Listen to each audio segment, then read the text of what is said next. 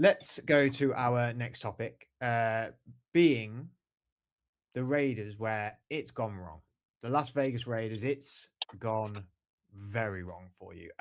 They lost last weekend 24-17 to their fellow division rival in Denver, currently bottom of the division 2 and 11. Only wins coming week 1 against New England Patriots, which we has got the Patriots might not get the number 1 seed because of that loss, which is pretty like crazy when it comes to like the end of the season nearly. And they beat the Tennessee Titans. I mean, who isn't beating Tennessee 20-10? Did lose in overtime to Jacksonville 30-29 in week 9. So it could have easily been a 3-10 scenario. Um it's just bad. It's just bad. And I actually the one bright spark I do think is I do think their defense has got something. I think there's something there with them. I think they just need a few better draft cycles. But it was all bright lights, big city at the start of this season with Vegas, bringing in Pete Carroll, who'd been out the game for a few years. It didn't look pretty towards the end in Seattle either, we should note. He brings in his guy in Geno Smith. We go, well, Geno's good. He did well in Seattle. He's a above average quarterback, a good quarterback. We'd put him in the same category, I suppose, at that point as what's a fair comparison, I suppose? I think you could argue who could you argue he was sort of similar to at that time where you're like, he's in that bracket? Um, Gino. I suppose. I mean, he was doing pretty well, wasn't he, at the end for Seattle? But obviously, in a weird kind of way, I would probably say Darnold because the I was reason that going they to say that. I was going to yeah say the reason Darnold he came Baker. in I was going to say Darnold Baker because it was almost like yeah Baker hadn't catapulted himself just yet. yeah maybe Not yeah just that's yet. And probably Darnold fair has enough only just sort of had that sort of catapult as well. So yeah you could go in that middle bracket. He was like, "They're still not sure, but we know what we get, and it's reliable." mm, Sort of sphere. And yeah it's just not worked at all. And I think you have to pinpoint it down to the offensive line, a lot of it. yeah I mean, you got it. The big coup was Ashton Genty this off. The big coup was him getting in draft. And actually, this is a bit of fantasy football thing in me. Is when he went to the Rays, everyone was like, "That's going to be great because the offense is just going to run for Ashton Genty, yeah and fantasy wise, that's going to be absolute points for whoever drafts him." And you're like, well, that's going to be a pretty phenomenal thing to see. He was so electric in college. He was the name on everyone's lips when the draft came round. I think just outside of Shador, to be honest with you. And you could say Cam Ward, but I feel like Cam Ward wasn't. I feel like it was Shador. Ashton was like the two people that people. yeah Cam Ward that was really weird with Cam Ward because it Yeah, was almost like he it was the wasn't. number one pick and no one was talking about him at all. It was Yeah, so odd. and Genty went there, and we were like, wow, he's God, Pete Carroll, run Mm, style offensive guy, loves that sort of stuff. Brings in Chip Kelly, a tenured offensive coordinator. Didn't last very long. He's gone already. They brought in a new GM as well, John Spitek, I believe. Spitek. He wrote yeah Spitek. It could be Spitek. They make all these moves. They trade for Gino, and 32nd offense, 24th in defense. That's the only. It's only because I only say they have a spark on defense is because they're not 30, the third in the 30 bracket. yeah That's the only reason. Yeah, I mean, you're right. I mean, so John Spytek came in as general manager. I think if you want to look at it from the playing side of things, the problem has been the offensive line. I think you're right about that, and it's like it's clearly just not been up to scratch. Hasn't provided enough time for Gino to be able to get his passes off, and also hasn't provided the gaps for Ashton Genty to be able to do much. I mean, Do you want me to shock you a little bit? They've not even hit 1,000 yards yet rushing, which is the lowest in the league. yeah. When you think about who you've just got come in as your running back, They are that's 32nd in rushing touchdowns, yeah, and they are number one, well, 32nd in allowed sacks. They've allowed 50 sacks. yeah. So from the playing point of view, you're right. It's completely the O line is the issue, and look, they are clearly going to have to go out and concentrate on sorting out this O line because if they don't, they're just not going to get anywhere. However, there is one other massive problem that has kind of happened here, and that is that you've brought in John Spytek as your general manager. He was at the Tampa Bay Buccaneers before, did really well, like drafting players. When you think about it, he's been there since 2016. Loads of loads of work with that, and did really really well. You then bring in Pete Carroll, and Pete Carroll, obviously, we've known he's been around for ages and he's done really, really well as a career in the NFL as a head coach. But it did kind of feel like it was getting a bit stale and it was declining a little bit in Seattle. But it felt very much that Tom Brady was quite keen on bringing in Pete Carroll. Then Chip Kelly comes in as the offensive coordinator, who did really, really well at Ohio State and took them to a championship. And it's just one of them things where it's like, it feels like what they've done is they've put all these pieces together, but none of them have really connected. And there's lots of rumors that Pete Carroll wasn't happy, that Chip Kelly had come in and that they didn't really get on that well. And what you found was that they started so they drafted loads of players in 2025. Apart from Genti, hardly any of them play. Like, he was the only one, or he is I don't know now, but when Kelly was in charge of the offense, he was the only one that was hitting over 50% of the snaps. Like, they Jack Besh, who was their second round pick wide receiver, barely anything. Don Thornton, their fourth round wide receiver, meant to be this big, you know, tall, strong, long threat. I actually have the stat. Um found out earlier who they drafted. Sorry, I've got a Yeah. terrible itch on my foot while I'm also doing this. God, it's really getting to me. So Ashton Genty, I've got their well. Look, no. What luckily has happened is I've got their draft, but there's actually the Mhm. stats in there as well for this season, which I didn't realize. Okay. So Genty was first round. Jack Beck and Darian Porter was the third round pick. Jack Yeah. Beck in the second. Sorry, they've all three of them have played 13 games. The third But round O line. they're not playing many snaps, that's the thing. Well, Caleb Rogers and Charles Grant, which were also third round picks, both offensive linemen. Now, I don't know if these guys are injured either. I must say that as well. Rogers 2 games, Grant 5. Dante Thornton was their fourth round wide receiver. He's played 11 games.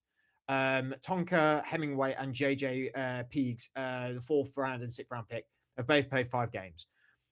Genty has more than double. Wait, no, maths.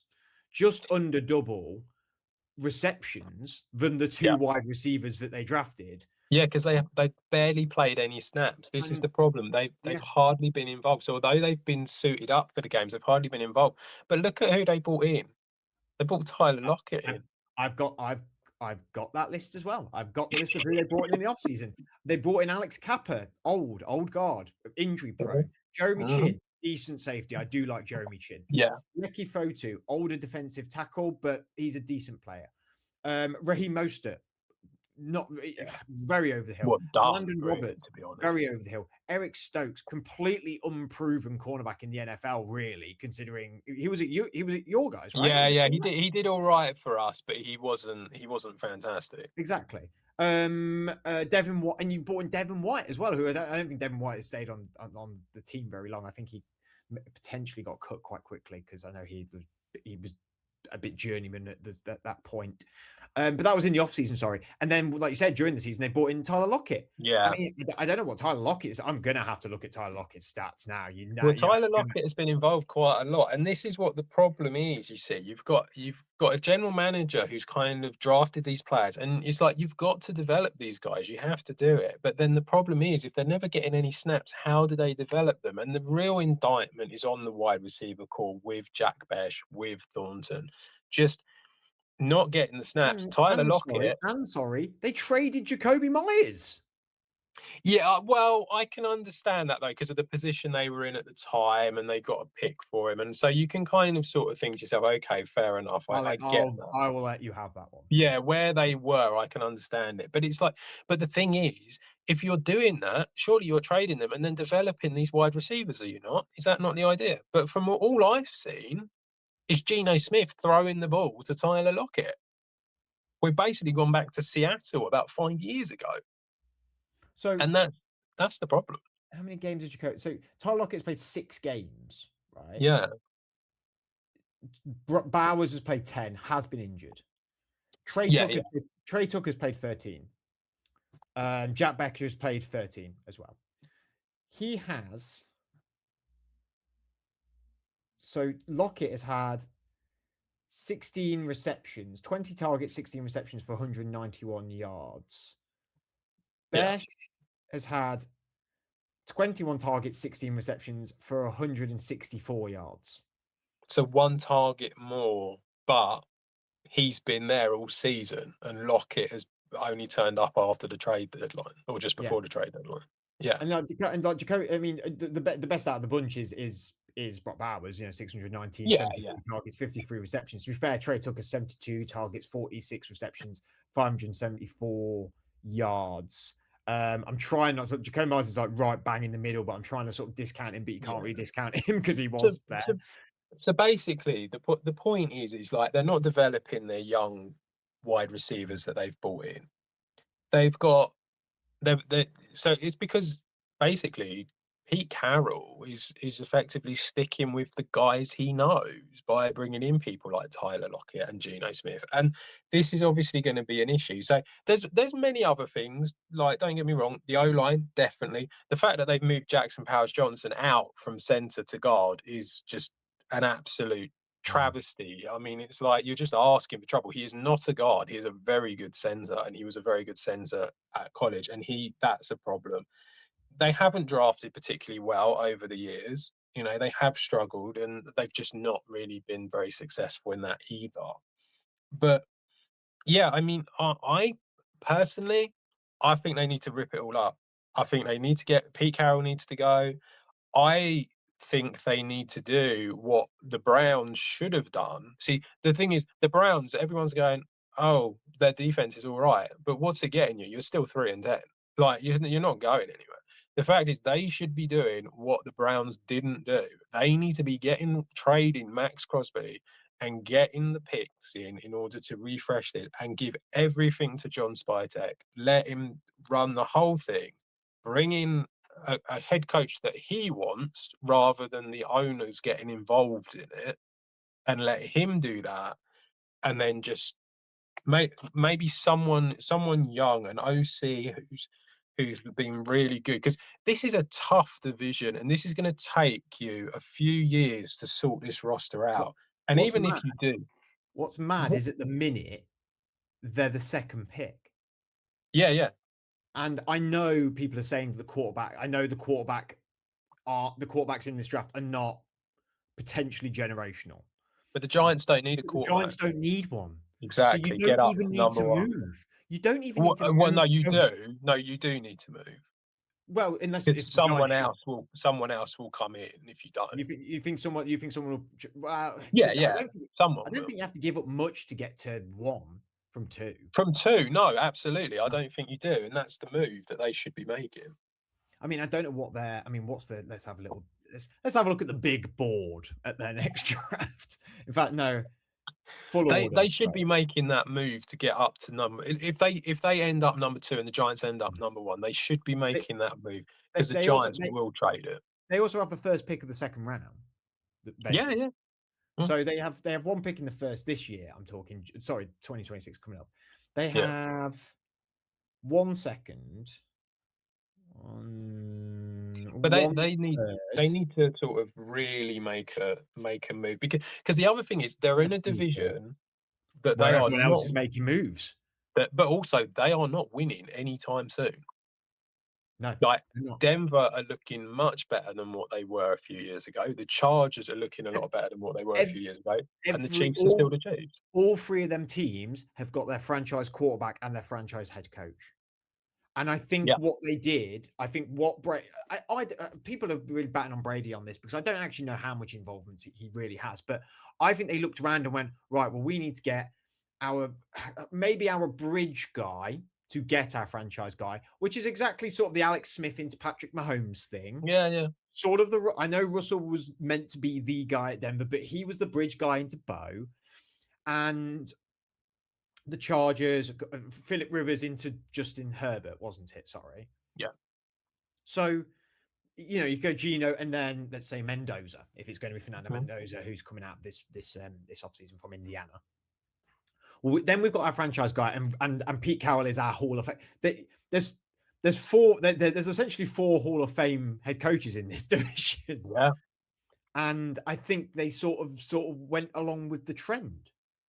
mm. And actually, it's completely capitulated on itself, hasn't it?